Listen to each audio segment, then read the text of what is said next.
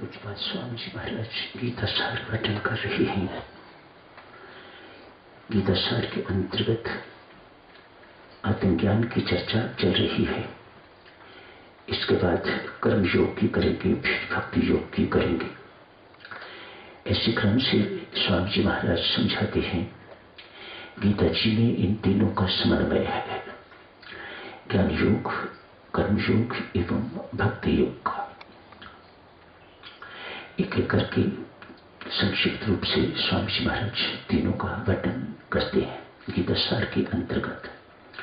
हम भी सदक्षरों जो स्वामी जी महाराज ने गीता सार वर्णन किया है उसका भी सार जानने की कोशिश करते हैं। 2 ही दिन की बात है, इससे अधिक तो कुछ कहा भी नहीं जा सकेगा। 4 वेद हैं। अब सब हिंदू यहाँ बैठे हैं, भारतीय यहाँ बैठे हुए हैं। 4 वेद हैं। महाभारत को 5वां वेद कहा जाता है। उसी में गीता जी का वर्णन आता है और गीता जी को उपनिषद की संज्ञा दी जाती है। हर अध्याय के पीछे लिखा है उपनिषद का शब्द आया है। स्वामी जी महाराज ने बहुत संक्षिप्त रूप से बहुत कुछ बखान किया है, बहुत वर्णन किया है। थोड़ा सा साधक शुरू करते हैं।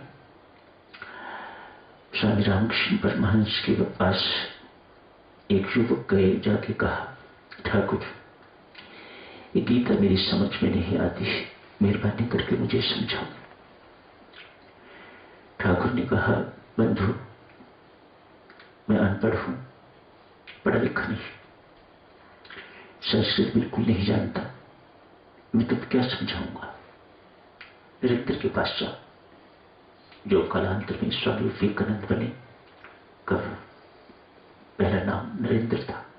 वह पढ़ा लिखा है, वह तुम्हें गीता शास्त्र बहुत अच्छी तरह से समझाएगा, उसके पास जाके समझ।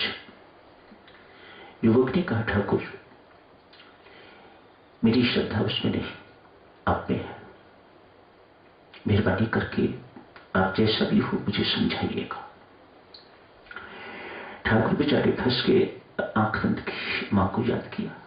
मां कहां फंसा दिया मुझे, क्या कहूं मैं इसे, मुझे कुछ कहना नहीं आता, क्या बोलूं। जो कुछ मां ने कहा होगा तदनुसार ठाकुर ने युवक से कहा, गीता गीता गीता जल्दी जल्दी बोल। गीता गीता गीता गीता बोलता बोलता ठाकुर ने पकड़ लिया था गीता गीता गीता गीता गीता गीता की। जो गीता जी का अध्ययन करेगा वह धीरे धीरे त्याग के मार्ग पर चलना शुरू कर देगा। यही गीता अमृत का सार है। ठाकुर ने कहा त्याग शब्द, कैसा त्याग। आज त्याग की थोड़ी सी चर्चा करेंगे। कैसा त्याग, सिर मुंडवा देना त्याग, घर छोड़ देना त्याग, परिवार छोड़ देना त्याग, संसार छोड़ देना त्याग, हरिद्वार गए वहां जाके एक सब्जी छोड़ आए वह त्याग। संत महात्मा समझाते हैं नहीं, ये त्याग नहीं है। एक छोटी सी बात, आज बड़े सुंदर भजन सुने दोनों, जिनको भजन गाने का शौक है। बेने के दोनों भजन बहुत अच्छे थे, इनसे लिख सकते हैं आप लोग बाद में गाने के लिए। एक सेठ किसी संत महात्मा के पास ले जाके चरण वंदना की, साष्टांग दंडवत प्रणाम किया। संत ने भी उसी प्रकार से जैसे सेठ ने दंडवत प्रणाम किया वैसे ही दंडवत प्रणाम संत ने भी कर दिया। ये क्या कर दिया आपने। सेठ ने कहा, मैं तो पहले ही पापी हूं, अधर्मी, पापी, कुटिल, कुकर्मी, आपने मेरे ऊपर और पाप चढ़ा दिया, पापी हूं मैं। क्यों भाई, पाप क्यों। आपने मुझे प्रणाम किया, मैंने आपको प्रणाम कर दिया। सेठ ने कहा, आप तो त्यागी हो, इसलिए महान हो, मैंने आपको इसलिए प्रणाम किया। संत ने कहा, भाई आप मेरे से अधिक त्यागी हो। मैंने परमात्मा को पाने के लिए संसार को त्याग रखा है, तूने संसार को पाने के लिए परमात्मा को त्याग रखा है। ऐसा त्याग नहीं होना चाहिए। हमारा त्याग परमेश्वर की कृपा से ऐसा नहीं है। हम भी त्यागी बनना चाहते हैं। त्याग ही के बाद तुरंत शांति मिलती है।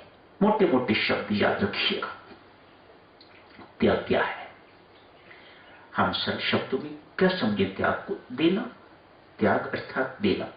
जो कुछ आपके पास है परमात्मा की कृपा से अपने हिस्से में से कुछ किसी को दे देना, ये त्याग है। मां जली हुई रोटी अपने लिए रख लेती है, अच्छी अच्छी रोटी बच्चों को, परिवार को खाने को देती है, उसका त्याग है। छोटी छोटी बातों से शुरू करते हैं ताकि हम इस त्याग शब्द को बहुत आसानी से समझ सकें।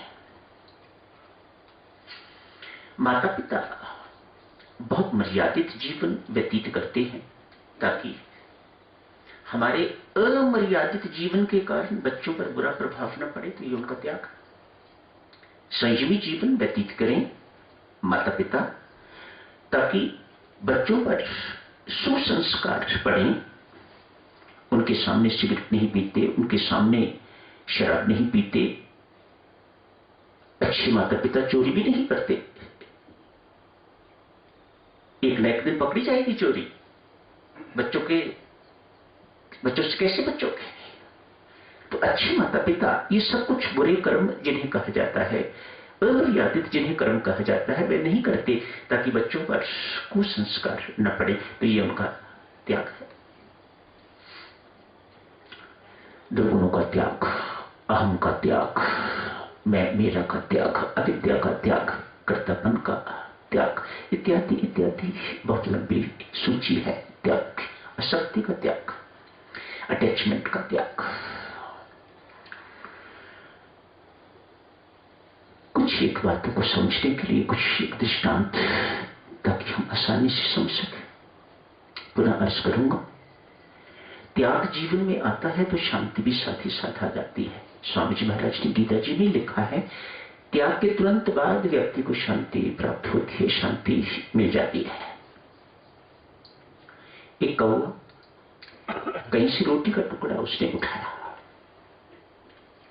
रोटी का टुकड़ा उठा के सोचा यहां से उड़ान भरता हूं, कहीं पेट पर बैठ के तो खा लूंगा। और कौओं ने भी देखा कि इसके मुख में एक रोटी का टुकड़ा है, बड़ा टुकड़ा है, अतएव सब उसके साथ हो लिए, उसके पीछे हो लिए। बेचारा एक पेड़ से उठता है, दूसरे पर, तीसरे पर, न जाने कितने घंटे उसने उड़ान भरी। उड़ान भरते भरते थक गया है बेचारा। कौवा बहुत अच्छा समझदार है, थक गया है। हम तो नहीं थकते, हम अभी तक नहीं थके, हम तो चल रहे हैं, उड़ रहे हैं अभी तक, दौड़ रहे हैं अभी तक, लेकिन कौवा थक गया है।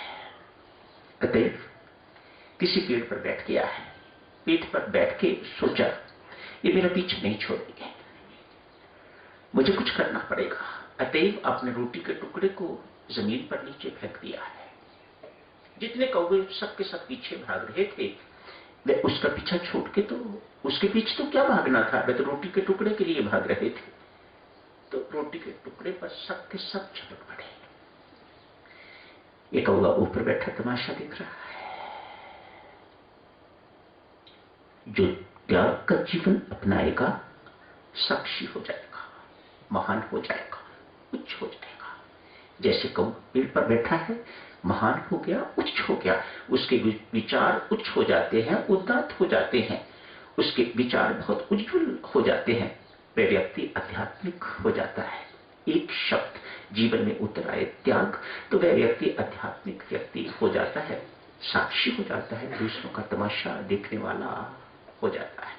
लड़ रहे हैं लोग लड़ रहे हैं, कौवे नीचे उस एक रोटी के टुकड़े पर झपट रहे हैं एक दूसरे पर, उसको चोंच मारता है, उसको चोंच मारता है, हंस रहा है उन सब पर, मूर्ख कहेंगे।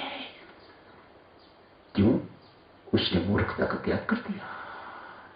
मूर्खता का त्याग, आसक्ति का त्याग, कितनी भी प्रकार की आसक्तियां हैं, उन सब का त्याग साधक। गीता जी का मधुर उपदेश, अमर संदेश सबके लिए है। आसक्ति का त्याग कीजिएगा। अशक्ति ही कालांतर में मोह में परिवर्तित हो जाती है। अशक्ति ही मोह है।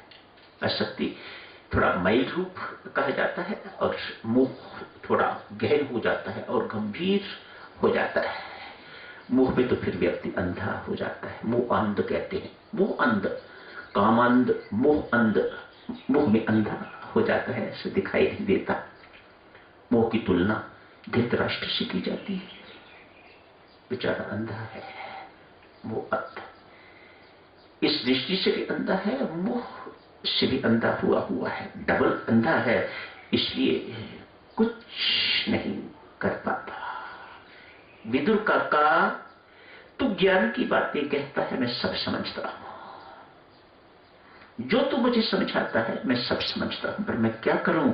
जिस वक्त दुर्योधन मेरे सामने आ जाता है, मेरा सारा का सारा ज्ञान हवा हो जाता है। ये मोह।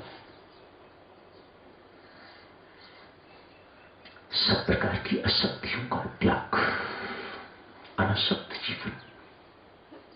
अशक्तियों का त्याग करने वाला अनासक्त हो जाता है। अनासक्त जीवन व्यतीत करना गीता जी का संदेश। अनासक्त जीवन व्यतीत करो। यूं कहो देवियों, कुछ पाना चाहते हो तो कुछ देना पड़ेगा।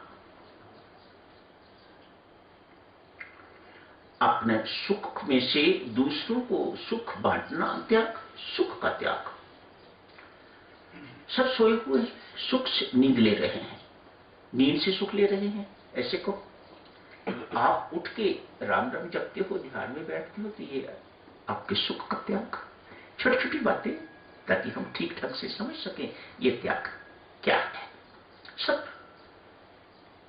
नींद का सुख ले रहे हैं, आपने उस सुख का त्याग करके तो भजन पाठ का सुख लेना चाहा है, तो ये आपका नींद का त्याग है, नींद के सुख का त्याग है।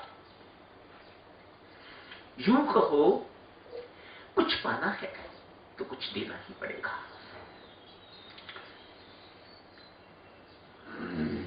एक मां का मंदिर है किसी पहाड़ी इलाके में। मंदिर से पहले दुकानें होती हैं, लोग प्रसाद लेके जाते हैं, फूल इत्यादि लेके जाते हैं, अंदर चढ़ाते हैं, बाहर निकलते हैं। दुकानों के आगे थोड़ा और तो भिखारी इत्यादि बैठे होते हैं, लोग दान दक्षिणा देते हुए, तो उनकी यात्रा पूर्ण हो जाती है। एक दुकान है जिस पर प्रसाद मिलता है, फूल इत्यादि भी मिलते हैं। इतनी भीड़ है उस दुकान पर और सब खाली बैठे हुए दुकानदार। किसी के पास एक ग्राहक, किसी के पास दो, ज्यादा से ज्यादा तीन। लेकिन इस दुकान पर भीड़ ही भीड़ है। कुछ युवकों ने पूछ दिया, लाला क्या बात है, सिर्फ तेरी ही दुकान पर इतनी भीड़ है, बाकी दुकानदार भी सब यही सामान बेच रहे हैं, प्रसाद ही बेच रहे हैं, फूल दे रहे हैं, वहां कोई इक्कड़ दुक्कड़ ग्राहक और तेरे पास लाइन लगी हुई है, क्या बात है? ये दुकानदार कहते हैं, बहुत वर्ष पहले मैं भी ऐसे ही था।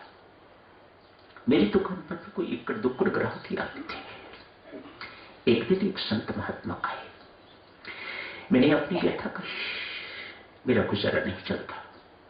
हर एक अपनी अपनी बात ही कहता है, औरों का भी गुजारा नहीं चलता होगा, पर मैंने अपनी बात कही। मेरी पत्नी है, घर में पुत्र है, मेरा गुजारा नहीं चलता, कोई ग्राहक ही नहीं आता, इक्कड़ दुक्कड़ कोई आते हैं, बस पाना ही पाना चाहते हो, कुछ देना भी चाहते हो। संत ने पूछा, मेरी बात समझ में नहीं आई।